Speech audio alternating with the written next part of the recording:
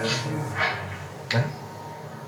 Je me répète, mais ce matin, viens prendre la parole pour Dieu. Amen. On va parler de choses qui sont à la fois importantes et graves, très graves. Alors j'aimerais prendre avec vous l'évangile de Marc, chapitre 12, et à partir du verset 18. Seigneur notre Dieu, notre Père, que nous louons te rendons Jésus, Marie, gloire à toi, nom que soit rendu. Ce matin encore, Seigneur, on dit ce beau cantique, je n'ai que toi, et je compte sur toi et je compte sur toi, Seigneur. Car ta parole est la vérité et la vie. Et ne retourne jamais à toi sans avoir fait ta volonté. Alors que ta volonté soit faite et que toute la gloire soit rendue, Seigneur. Amen. Les Sadducéens qui disent qu'il n'y a point de résurrection vinrent auprès de Jésus et lui dirent cette question. Maître, voici ce que Moïse nous a prescrit. Si le frère de quelqu'un meurt et laisse une femme sans avoir d'enfant, son frère épousera sa veuve et suscitera une postérité à son frère. Or, il y avait 7 frères. Le premier se maria et mourut sans laisser de postérité. Le second prit la veuve pour femme et mourut sans laisser de postérité. Il en fut ainsi du troisième, et aucun des 7 ne laissa de postérité. Après eux tous, la femme mourut aussi. À la résurrection, duquel d'entre eux sera-t-elle la femme? Car les 7 l'ont eu pour femme. Jésus leur répondit, n'êtes-vous pas dans l'erreur parce que vous ne comprenez ni les Écritures ni la puissance de Dieu? Car à la résurrection des morts, les hommes ne prendront point de femmes et les femmes de mari, mais ils seront comme les anges dans les cieux. Pour ce qui est de la résurrection des morts, n'avez-vous pas lu dans le livre de Moïse ce que Dieu lui dit à propos du buisson? Je suis le Dieu d'Abraham, le Dieu d'Isaac et le Dieu de Jacob. Dieu n'est pas le Dieu des morts, mais le Dieu des vivants. Vous êtes grandement dans l'erreur. Amen. Amen. Avant de parler de ce texte, on va parler de la mort.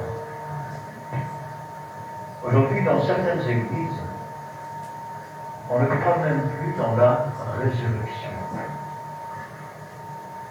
Ça veut dire que, vous savez, un jour, je me trouvais dans une église à Bruxelles, j'avais fini la prédication et c'était dans des boutiques, je descends un étage et je m'assois sur une pierre, il y avait une promesse là, et je réfléchissais, et puis un garçon vient, il avait fait des études de docteur en théologie, diplômé, pasteur et docteur en théologie. Il vient près de moi et il me dit, tu crois vraiment que Jésus va apparaître sur les nuées? Je dis, c'est pas possible ça. Vous vous rendez compte? Si déjà, quand des gens vont dans les universités bibliques, au lieu d'être formés, ils sont déformés, ils se présentent comme docteurs en théologie, diplômés, et ils ne croient même pas que Jésus, un jour, va apparaître sur les nuées. Alors, ceux-là ne croyaient pas en la résurrection. Et dans certaines églises, on ne croit pas dans la résurrection. On croit dans une vie présente. On croit dans le fait qu'il faut s'améliorer pour devenir meilleur. Il est évident que tous les efforts ne servent à rien. Pour comprendre les choses, il faut comprendre ce qu'est la mort. Alors je sais, on n'aime pas en parler, pourtant j'ai tout autour de nous. Elle fait partie de toute la terre. Tous les jours, il y a des morts. Tous les jours, il y a des naissances. Et la mort en soi, ou ce que nous appelons la mort, ne pourrait être définie que comme la fin d'une chose. Quand nous disons la mort, nous nous trompons. Je vais vous dire pourquoi. C'est pas parce que la chenille est rentrée dans le cocon et que ce qui est de la chenille a disparu qu'il n'y a plus rien. Quand le cocon va s'ouvrir, c'est un papillon qui va sortir. C'est pas parce que la semence est tombée en terre et qu'elle est morte qu'il n'y a plus rien. C'est juste la fin d'un état et c'est le commencement d'un autre. Avant de parler de la vie, il faudrait peut-être parler de la mort. Qu'est-ce que la mort? Alors pour certains, vous représenterez cela comme une espèce d'homme habillé en noir avec une faux et qui vient faucher les gens. C'est comme ça que le monde se le représente, c'est comme ça que beaucoup de chrétiens encore se le représentent. Alors, qu'est-il vraiment? D'abord, la mort, c'est un chef des esprits méchants. Et aujourd'hui, devant vous, je lui arrache la poussière. Vous savez pourquoi? Parce qu'il n'en a pas. Il n'en a pas. C'est juste un esprit méchant. Et vous dites, je ne comprends pas, la mort c'est un état, c'est pas une personne. Livre de l'Apocalypse.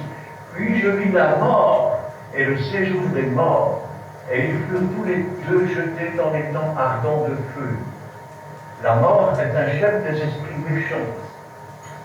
Descendre dans le séjour des morts, c'est descendre dans un lieu où il y a des pleurs, où il y a des grincements de dents, où une flamme cruelle tourmente. Mais alors, si tu lui retires sa faucille, quel pouvoir a-t-il? À qui appartient le pouvoir de couper le fil de la vie? À Dieu ou à cet esprit méchant qui se tapait la mort? Il appartient à Dieu. Maintenant, parlons de la mort et de son séjour. Dans son séjour, il y avait deux endroits. Rappelez-vous l'histoire du riche et de Lazare. Ce n'est pas une parabole. Le riche est vraiment parti dans un endroit où il y avait une flamme cruelle qui tourmentait. Et Lazare était dans le sein d'Abraham, dans le retour. Parlons maintenant de ce qui s'est passé quand Jésus est mort. Avant de mourir, il a dit à ce brigand, il lui a pas dit après que tu auras été dans un purgatoire, il lui a dit aujourd'hui même, tu seras avec moi dans le paradis, dans le jardin de Dieu. Ce jardin où nos parents avaient été chassés. Et qu'est-ce qu'elle nous dit la Bible? Étant rendu mort quant à la chair, vivant quant à l'esprit, c'est dans le livre des Hébreux. Jésus-Christ est descendu dans les encres de la terre. Et il a prêché aux esprits qui étaient emprisonnés et qui étaient rebelles au temps de Noé.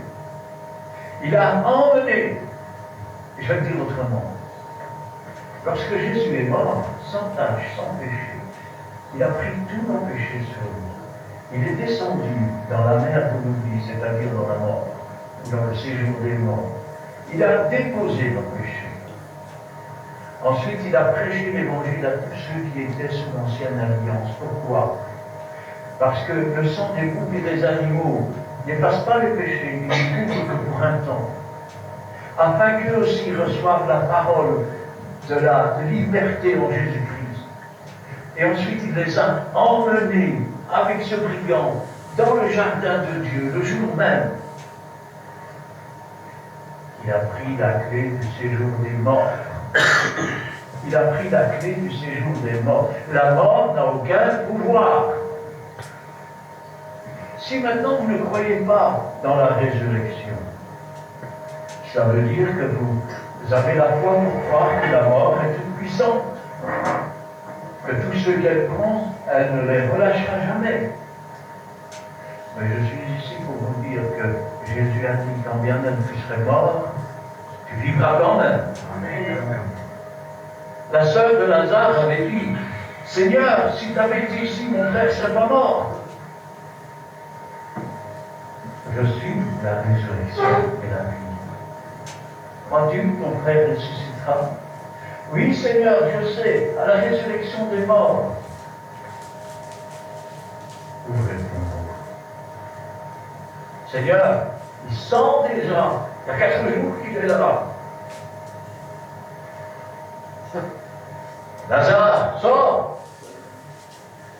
Et Lazare est sorti, les mains et les pieds liés. Déliez-le, laissez-le aller. Il a vaincu la mort. Il est allé chercher ce mort qui était là depuis plus de 4 jours. Rappelez-vous, cette petite fille de 12 ans, les serviteurs arrivent, n'importe plus le maître, ta fille est morte. Elle dort, je vais la réveiller. Et tout le monde se moque de lui. Mais il s'approche de cette petite fille et lui dit, Talita Koum. Ça veut dire, jeune fille, je te dis, lève-toi. Et elle ouvre les yeux. Et elle se lève. Pourquoi? Parce qu'elle est vivante. Ceux qui ne croient pas en la résurrection, ce sont des gens qui n'ont pas l'Esprit de Dieu. C'est un esprit qui s'oppose à Jésus.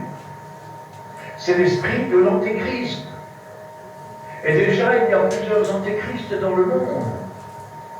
Jésus est la résurrection. Jésus est la vie. Rappelez-vous ce qu'ont dit les anges. Pourquoi cherchez-vous parmi les morts celui qui est vivant? Il n'est point ici, mais il est ressuscité. Quand, je vais dire, ce que nous appelons mourir, que je vais appeler autrement. Quand Dieu coupe le fil de la vie, il y a 2 choses qui peuvent se passer. La première chose, nous avons marché comme si Dieu n'existait pas, nous avons refusé quand le Saint-Esprit nous a convaincus de péché, de justice, de jugement. Et Jésus, qui a le séjour des morts, va ouvrir. Il va ouvrir la porte. Et cet esprit, la mort, avec ses démons, cette masse noire compacte, vont venir arracher l'âme, la tirer dans le séjour des morts, afin qu'elle soit tourmentée. Et vous remarquez, cet endroit, on l'appelle le séjour.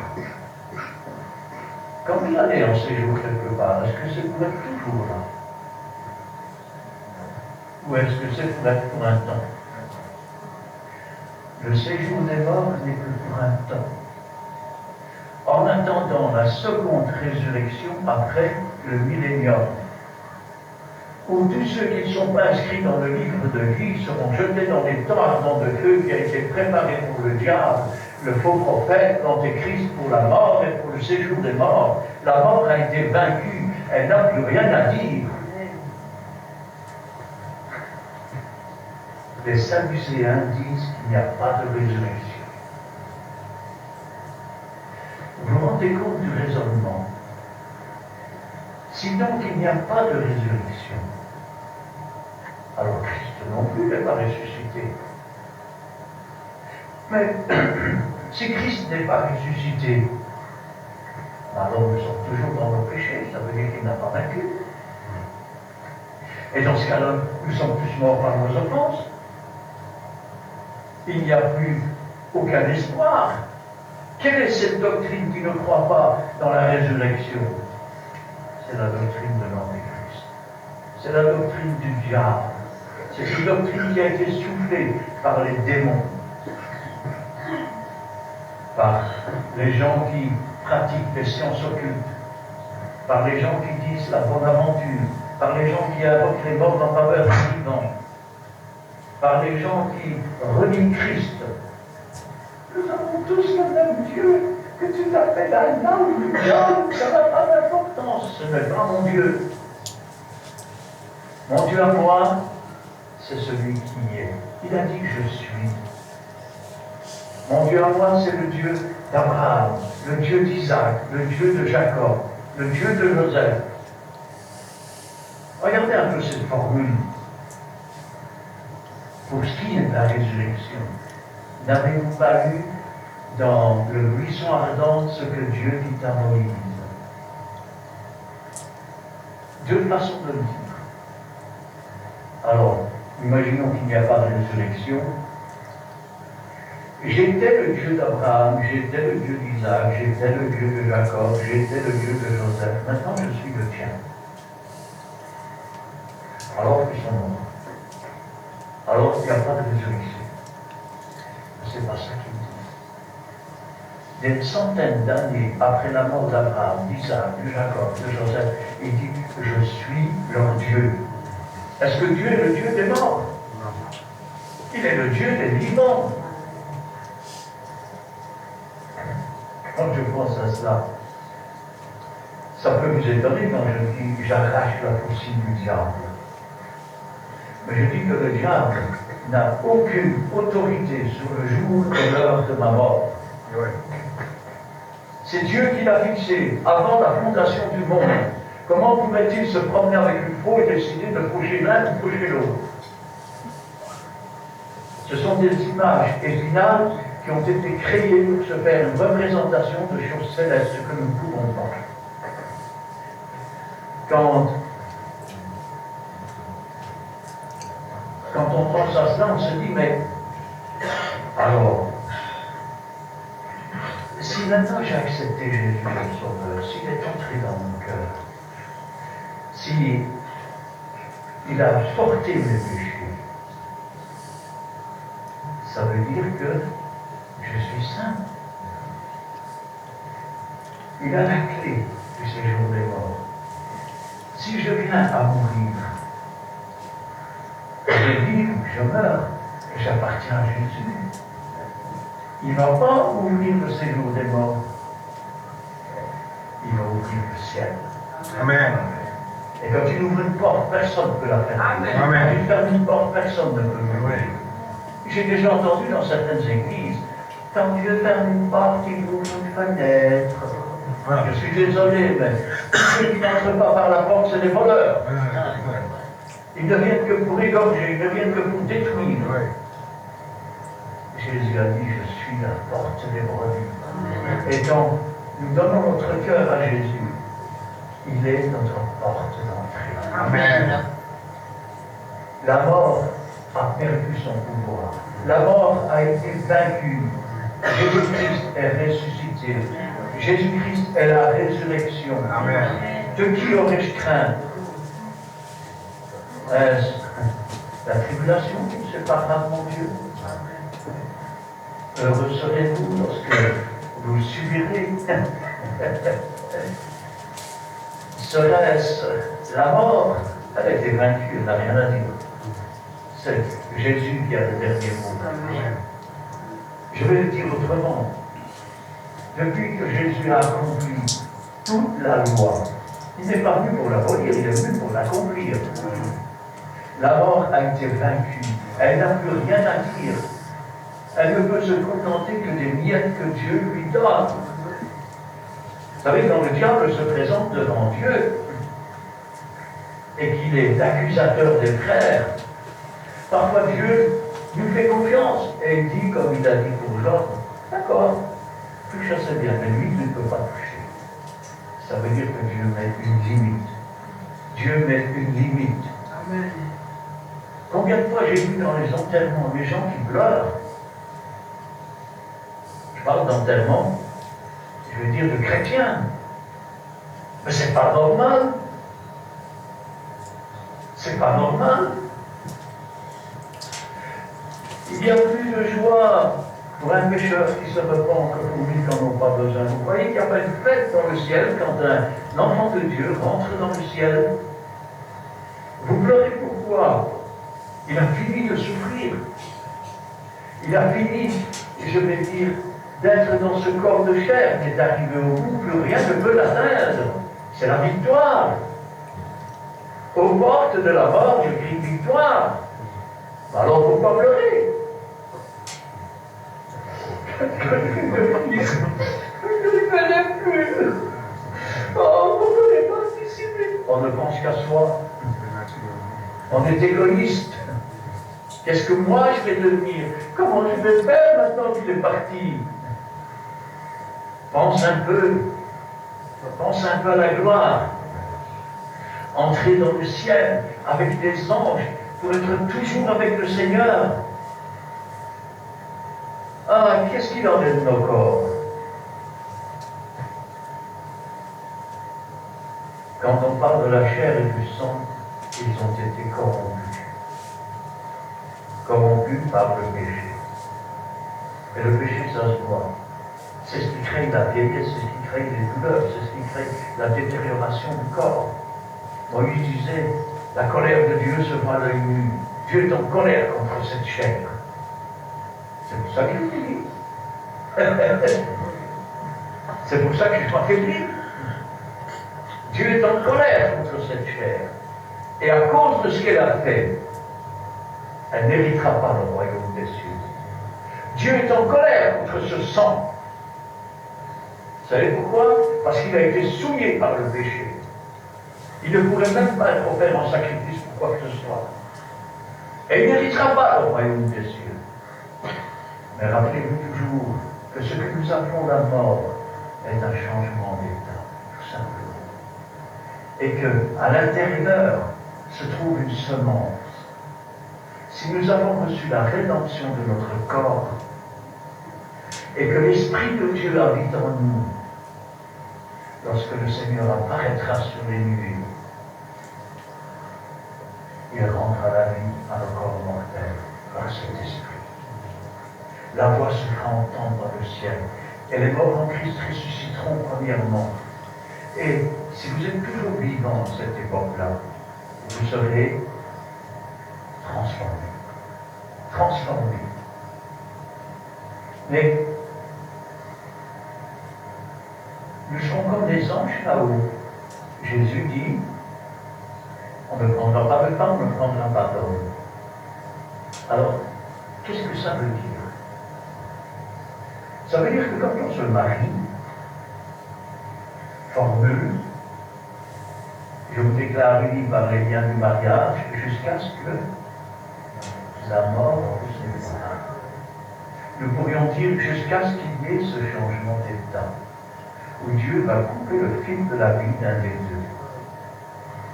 C'est Dieu qui met fin à ce mariage. Et comme il met fin à ce mariage, l'autre est parfaitement libre, parce qu'il n'y aura pas d'autre mariage là-haut. Nous serons comme les anges. Pourquoi Dieu a-t-il détruit la terre au temps de Noé? Parce que, bien avant cela, c'est inscrit dans le livre d'Enoch, qui n'est pas un livre apocryphe, les anges déchus, que l'on appelle dans notre vie les fils de Dieu, ont vu que les filles des hommes étaient belles. Ils en ont pris pour femmes. Et ce furent ces géants qui furent fameux dans le temps.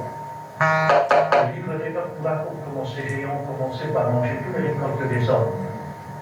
Et quand ils ont fini de manger les récoltes des hommes, ils ont commencé à manger tous les animaux. L'extinction des dinosaures n'a pas eu lieu à cause de météorites. Elle a eu lieu à cause de ces géants. Et le dinosaure n'est pas devenu un chien ou un chat. C'est faux tout cela. De même que l'homme ne descend pas du singe, il faut étudier un peu la science. Il faut savoir ceci, c'est que pour qu'il y ait une évolution, il faut qu'il y ait un nouveau gène qui vienne et qui naisse.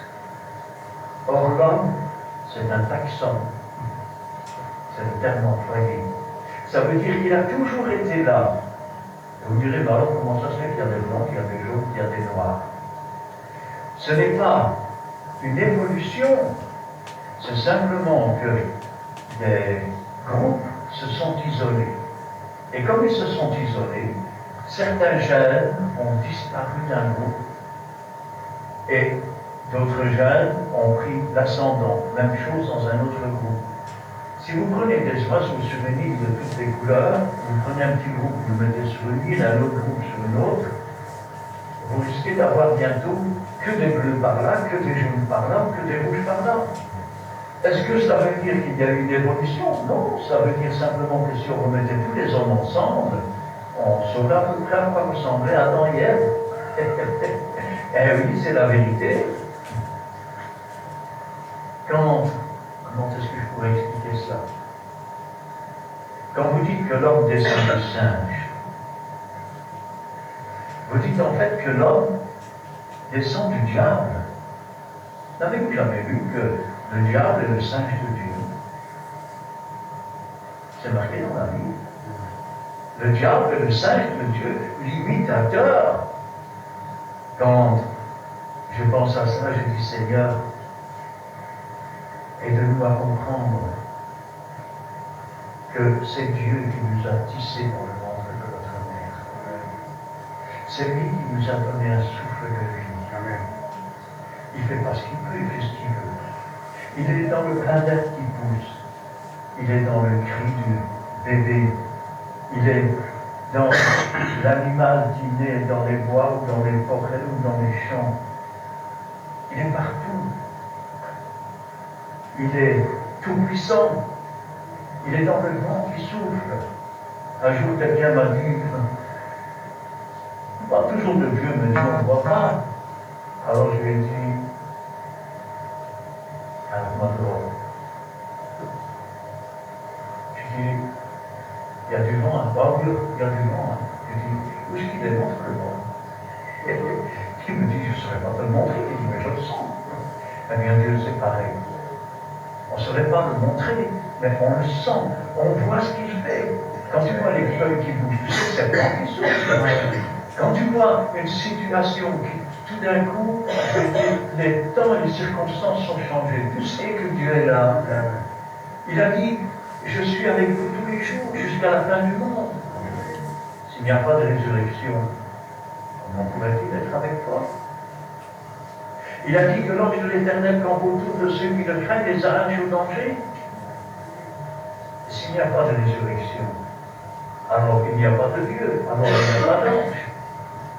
Et s'il n'y a rien, nous ne sommes alors que des animaux. Rappelez-vous ce qu'est le diable. Il est le plus rusé de tous les animaux des champs. Et quand je pense à ça, je dis, Seigneur, combien de temps va-t-il encore essayer de faire croire qu'il n'y a pas de résurrection?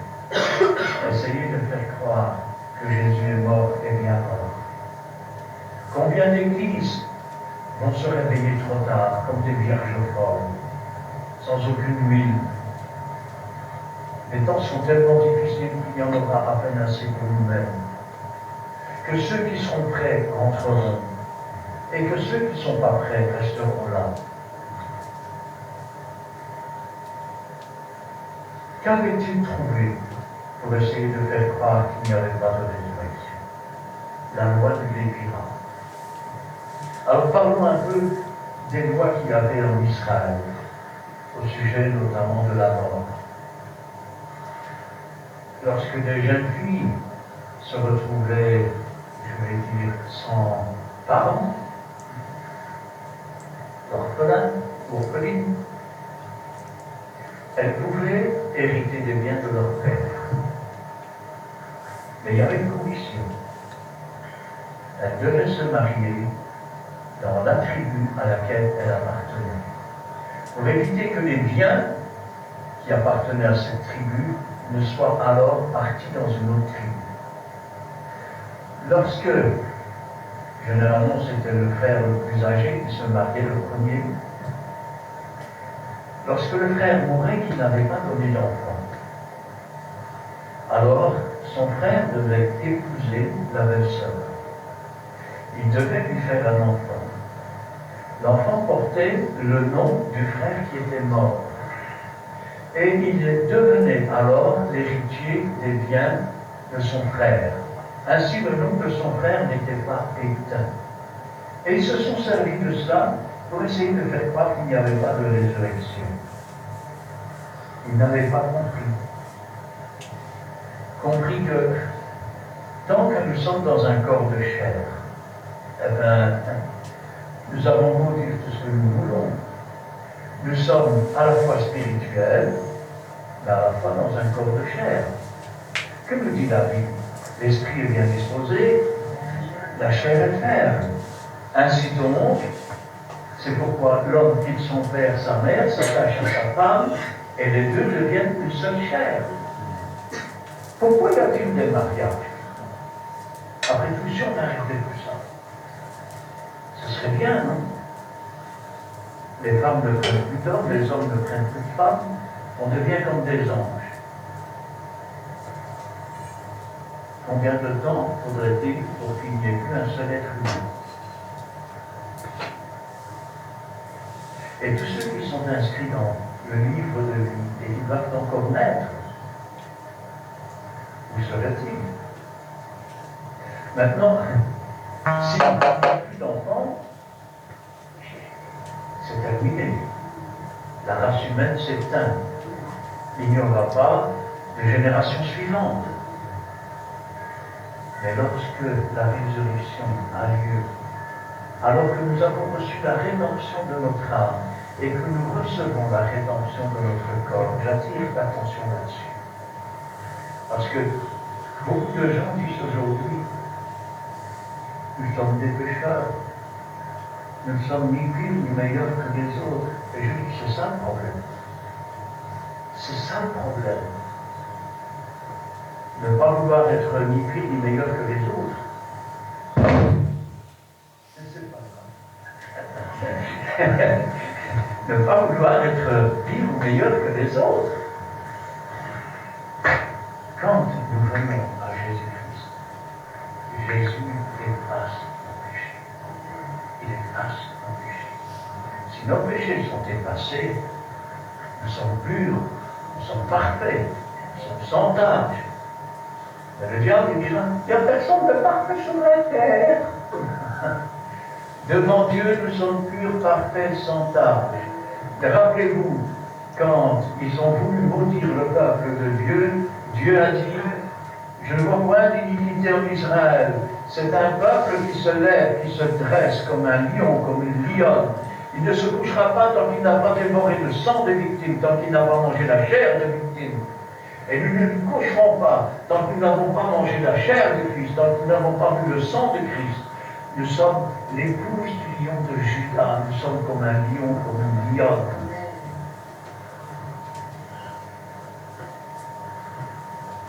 Il n'y a personne de parfait. Les seuls péchés que nous devons encore avoir, ce sont les péchés d'ignorance. Les péchés d'ignorance. Savez-vous que le peuple de Dieu se meurt, manque de connaissance? Et vous savez pourquoi il se meurt, manque de connaissance? Parce qu'il rejette la connaissance. Parce que des pasteurs rejettent la connaissance. Parce que des prophètes rejettent la connaissance. Et mon peuple, pendant ce temps-là, il se meurt. Il se meurt parce qu'il ne connaît pas la parole de Dieu. La parole de Dieu, elle dit que quand tu as pris ton baptême d'eau, tu as pris un engagement de confiance envers Dieu. Mais c'est une indifférence avec. Chaque fois que Dieu te montre une chose qui lui déplaît, tu t'engages à demander pardon, à chercher la délivrance. Et Jésus a dit, cherchez, vous trouverez. Et Dieu te donnera la délivrance, il s'engage à le faire. Et lorsque tu seras délivré de ces choses que Dieu t'a montrées, tu seras à nouveau pur, parfait, sans tâche. Et vous dites, mais nous péchons tous. Et nous sommes tous des pécheurs. C'est ça le problème. Vous reniez la puissance du Seigneur. Celui qui marche selon l'esprit ne pêche pas. Vous le prenez pour Jésus alors. Vous croyez que vous êtes parfait? Tout disciple accompli est semblable à son maître. Avez-vous vu Jésus pécher?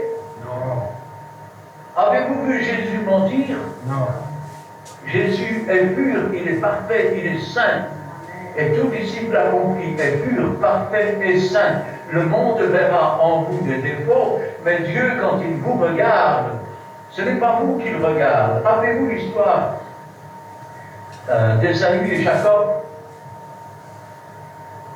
Jacob était un menteur, c'est un trompeur, c'est un supplanteur. Il est venu près de son père, il avait revêtu tout ce qu'il fallait, même l'odeur du manteau de son frère. Bénis-moi, bénis-moi. Son père était aveugle et t'a béni. Dieu n'est pas aveugle. Mais quand tu te mets sous le sang de Jésus, Jésus regarde. Est-ce là mon fils Jésus? C'est bizarre. C'est la bonne odeur de Jésus. Mais c'est la voix du pasteur Christian. Qu'est-ce qui se passe là? Seigneur, bénis-moi. Alors il bénit. Amen. Amen. Il bénit. Vous êtes la lumière du monde. Amen. Vous êtes ce que le monde a porté de mieux. En vous est la résurrection et la vie. Vous savez pourquoi dans beaucoup d'églises, Dieu ne peut plus agir? Pourquoi les démons traînent? Pourquoi il n'y a pas de guérison? Parce qu'on est tous des pécheurs. Vous savez que le salaire du péché, c'est la mort. Si vous avez la foi pour croire que vous êtes mort à cause de vos péchés, comment voulez-vous attirer à vous la vie? Combien de gens disent « Je voudrais tellement être baptisé du Saint-Esprit, je voudrais tellement. » Mais commence par t'instruire, commence par croire dans ce que Dieu dit. Si tu ne crois pas que Jésus est ressuscité, comment veux-tu croire à la puissance de Dieu? Si je te dis maintenant que là où 2 ou 3 sont assemblés, Jésus est ici au milieu d'eux. Amen. Il est là au milieu de nous. Et vous dites, il faut regarder, je ne vois pas. Sors et montre-moi le monde. Vous savez, un jour, il y a un petit garçon, c'était en Espagne, et il y avait des arbres fruitiers là-bas, et alors il y a le patron qui passe avec sa grosse voiture, et il s'arrête tout ça, un petit garçon qui est chrétien. Et il dit, gamin, viens ici. Gamin, viens. Oui, monsieur. Écoute, je vais faire un marché avec toi.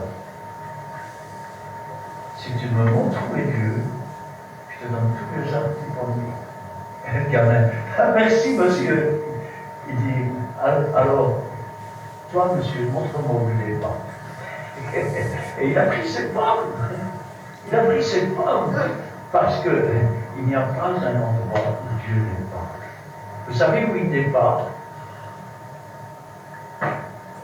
Il n'est pas dans les fils du diable.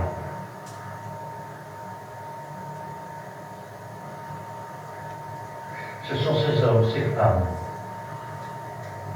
qui ont vendu leur âme au diable. Ce sont ces hommes, ces femmes, qui enseignent que Dieu n'existe pas. Qui enseignent, oui, je sais bien, Dieu a dit ça, mais nous autres, on pense. Ils sont devenus leur propre Dieu. Ils sont devenus leur propre Dieu. Et ils se sont placés dessus de Dieu. Ils sont plus intelligents que Dieu. Mais ce n'est pas l'Esprit Saint qui règne en eux. C'est un esprit de mort. Un esprit de mort. Un esprit d'antéchrist. Et oui, frère, vous êtes dur. Je dis que là-haut dans le ciel, il n'y aura plus de mort. Y a-t-il encore besoin d'avoir des enfants qui doivent nous succéder? Il n'y aura donc ni mari ni femme là-haut. Nous serons toujours avec le Seigneur. Et lorsque le Seigneur apparaîtra sur les nuées, nos âmes alors descendront dans ce corps qui aura repris vie. Quand vous dites, réfléchissons un petit peu, vous allez voir. Avons-nous, oui ou non, reçu la rédemption de nos âmes? Oui ou non? Oui. Bon. Mais voilà quel est mon raisonnement. J'ai reçu la rédemption de mon âme, mais Mon âme a des péchés, mon âme est imparfaite, mon âme... Bon, d'accord, admettons. Quand tu vas recevoir la rédemption de ton corps, est-ce que ce corps va être glorieux, pur et parfait? Ou est-ce qu'il va être entaché, infirme? Il va être pur et parfait. Parce que le corps est semé corruptible, il ressuscitera incorruptible. Il est semé méprisable, il ressuscitera glorieux. De même que nous avons reçu la rédemption de notre âme est glorieuse, notre âme est pure, notre âme est parfaite. Elle n'a besoin de rien d'autre. La seule chose dont elle a besoin, c'est la connaissance. Et plus nous nous approchons de la connaissance, et plus nous grandissons. Nous devons être comme un petit grain de sénévé.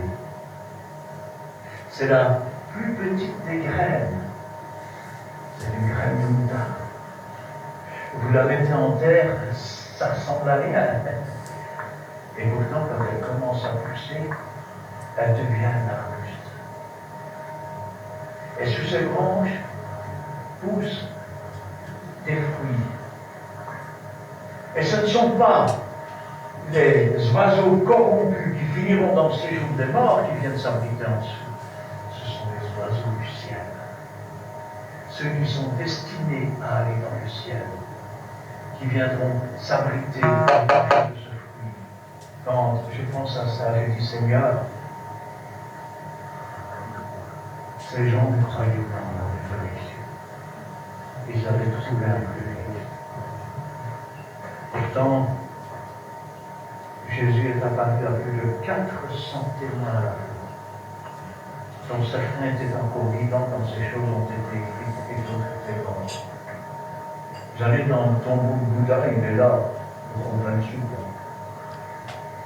Quand vous allez dans le tombeau de Mohamed, il est là. Ouais. Vous dites, frère, mais de toute façon, quel que soit le nom qu'on lui donne, écoutez, comment puis-je avoir le même Dieu? Le Dieu d'un homme qu'on appelle prophète Mohammed, qui a violé des petits-enfants. Bien violé. Elle a épousé des petits-enfants. J'ai pas dit quasiment des bébés.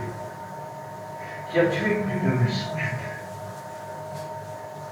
Qui a tué plus de 800 juifs.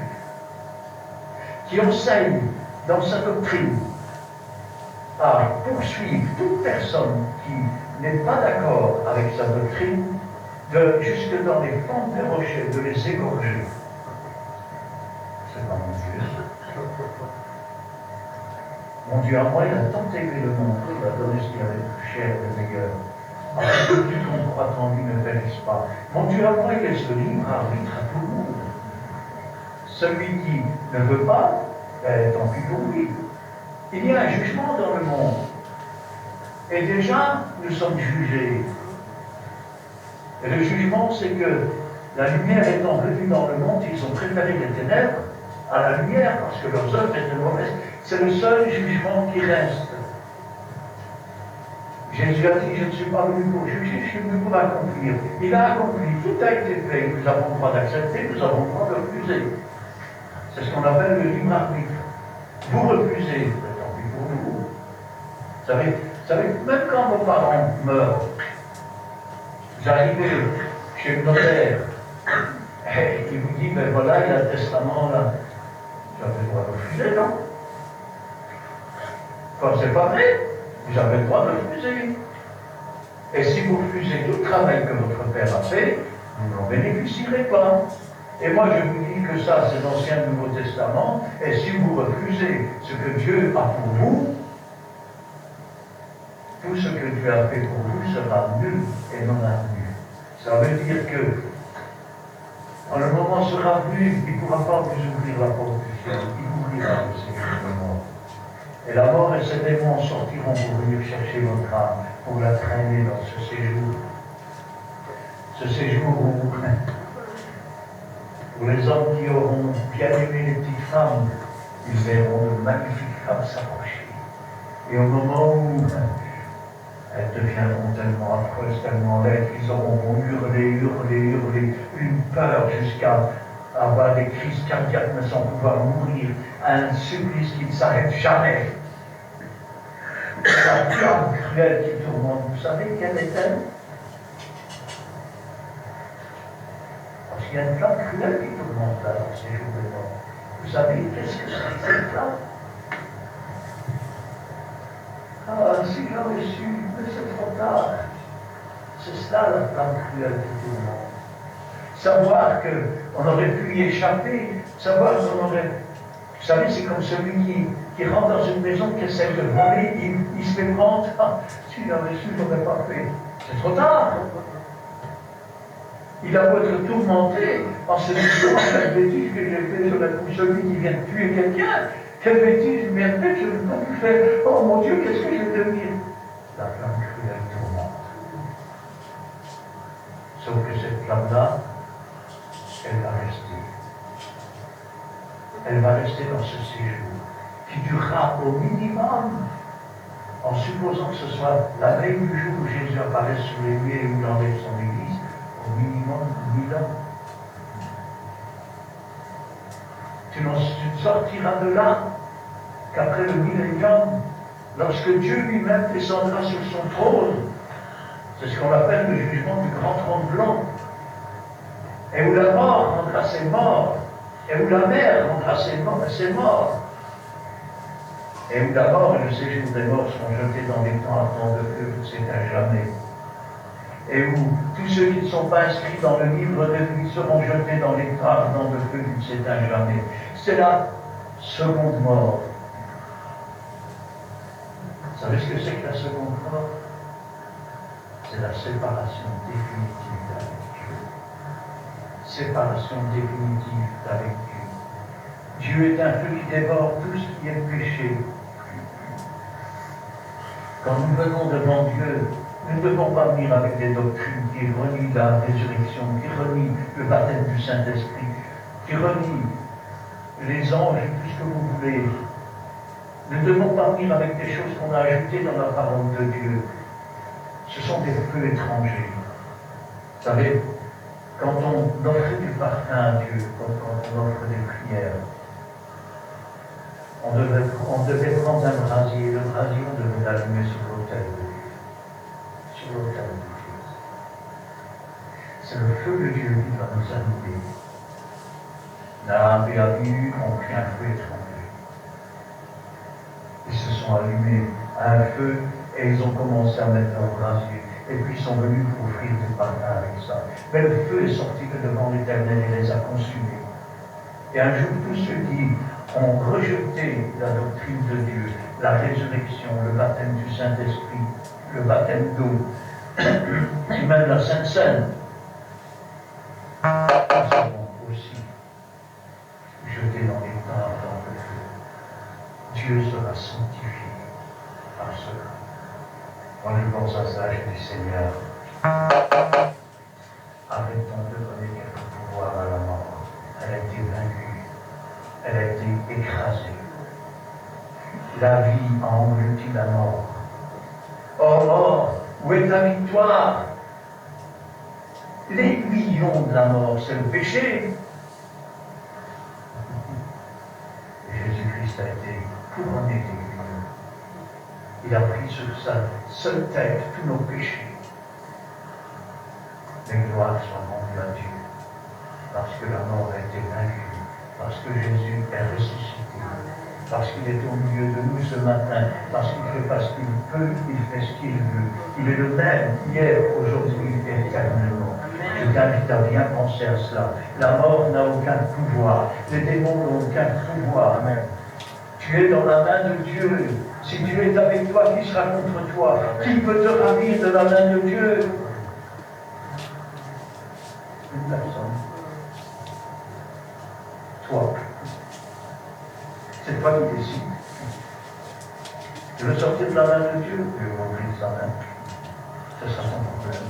Mais tant que tu es dans la main de Dieu, Ce n'est pas les démons, ce n'est pas les magiciens. L'enchantement, la divination, plus rien contre Israël. Vous savez, je me suis trouvé plusieurs fois en face de gens qui étaient possédés, ou des gens qui pratiquaient des arts, et je peux vous dire que ce n'est pas moi qui tremblais, c'est eux qui tremblaient. Je vais même aller plus loin. Prenez un gaillard bien musclé, quelque chose qui marche par là. Et puis vous avez un petit maigre, complètement possédé qui passe. Je plains l'homme fort. Je plains l'homme fort parce que s'il n'a pas Dieu, il est vaincu. Il est vaincu. Le démon va l'écraser, le démon va faire tout ce qu'il veut avec.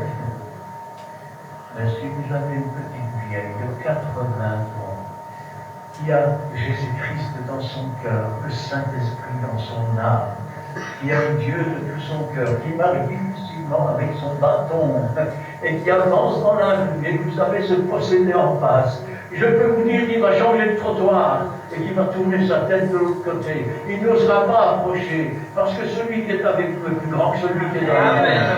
Il a vaincu les démons, il a vaincu la puissance des ténèbres, il est la lumière. Quand vous allumez une lumière dans une maison toute noire, où passent les ténèbres? Ils disparaissent. Ils disparaissent.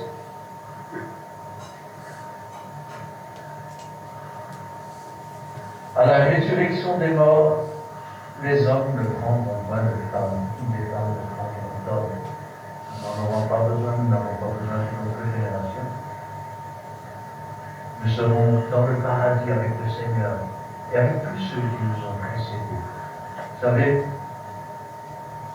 il y a suffisamment de témoignages comme ça, mais j'aimerais vous raconter l'histoire d'un homme. Il habitait au 59, comment il s'appelait encore? Moi, je peux toujours les demander, Jean. Cet homme s'appelait Jean. Il avait une grave maladie. Il avait du diabète, mais au point qu'il tombait dans des comas. Et je lui avais parlé de Jésus et il venait à l'église. Et un jour, je parlais avec lui. Il me dit, je voudrais bien parler de quelque chose, mais je n'ose pas. Je le parle toujours. Il dit, mais l'autre fois, quand je suis tombé dans le coma, il s'est passé quelque chose de bizarre. Je dis, oui, qu'est-ce qui s'est passé? Ben, j'ai vu que je sortais de moi et je me voyais. Alors je parlais avec lui et je lui dis, après tu es rentré dans un tunnel, il y avait une lumière. Oui, il me dit. Et après, quand tu es rentré dans la lumière, il y avait ce personnage. Oui, il me dit, il y avait même un petit pont. Et j'ai vu des gens qui étaient morts. Puis surtout, il me dit, mais comment tu sais ça? Je lui dis, Jésus-Christ est vivant. Jésus-Christ est vivant. Il y a la résurrection des morts. Il y a la résurrection des morts. Combien de personnes peuvent témoigner de ces choses? Moi-même, lorsque j'étais dans le coma, je lui ai dit à mon épouse, je lui ai dit, je suis sorti, je suis allé par là et par là. Elle me dit, mais tu étais dans ton lit. Les médecins m'avaient attaché. Et je voyais ce démon qui arrivait comme une araignée. Alors, j'ai pris une main spirituelle.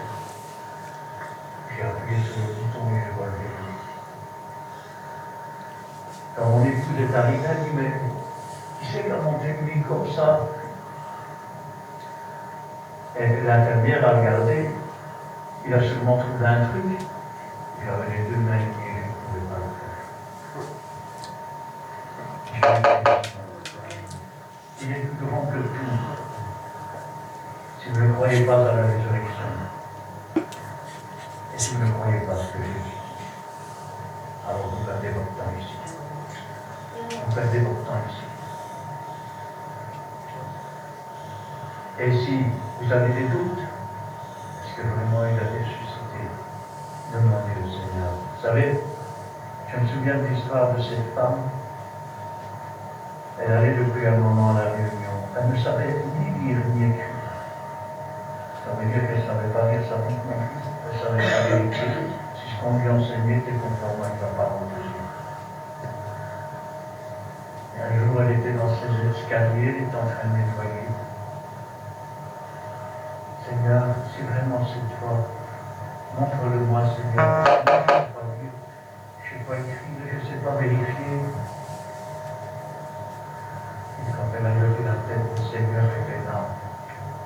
Il était là devant elle. Il s'est montré à elle pour qu'elle comprenne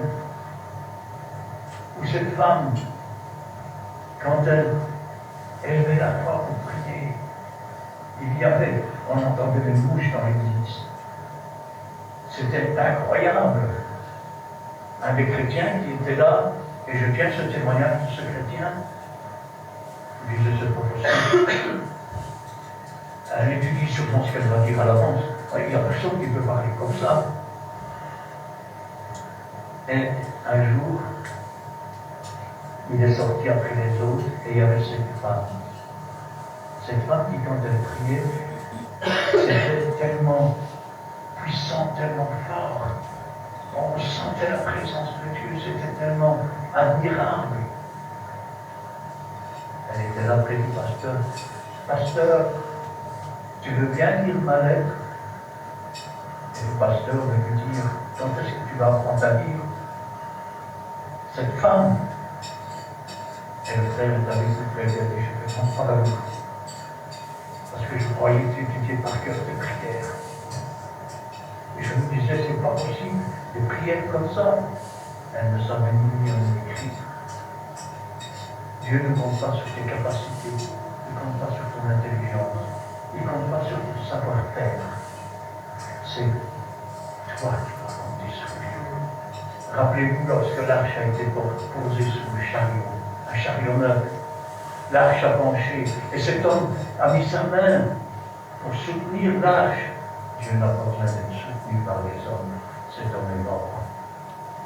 Et David en a eu tellement peur que quand on a repris l'arche, la fois suivante, ce sont les Lévites qui l'ont repris avec les barres qui avaient été prises du jour.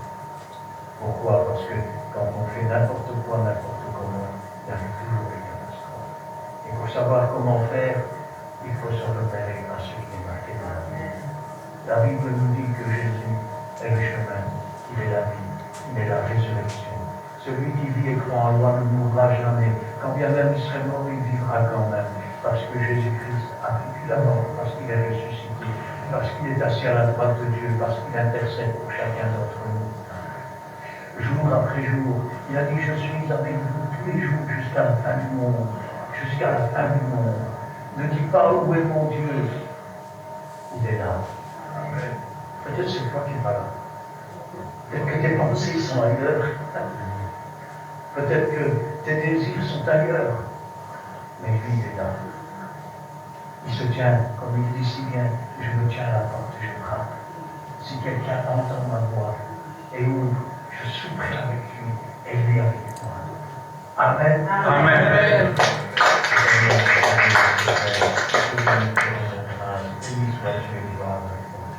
La parole est la vérité et la vie, Seigneur. Et tu nous rappelles que la résurrection n'est pas simplement une pensée, mais c'est un fait avéré. Tu nous rappelles, Seigneur, que la mort n'a aucune puissance sur les enfants de Dieu, que les magiciens n'en ont aucune, que les disseurs de bonne aventure n'en ont aucune. Tu nous rappelles, Seigneur, que tu es venu de plus que vainqueur, que tu nous appelles à marcher sur les serpents, sur les scorpions, que tu nous appelles à chasser les démons, à guérir les malades. Tu nous appelles à apporter cette bonne nouvelle dans le monde. Et pour cela, Seigneur, tu nous donnes tous les jours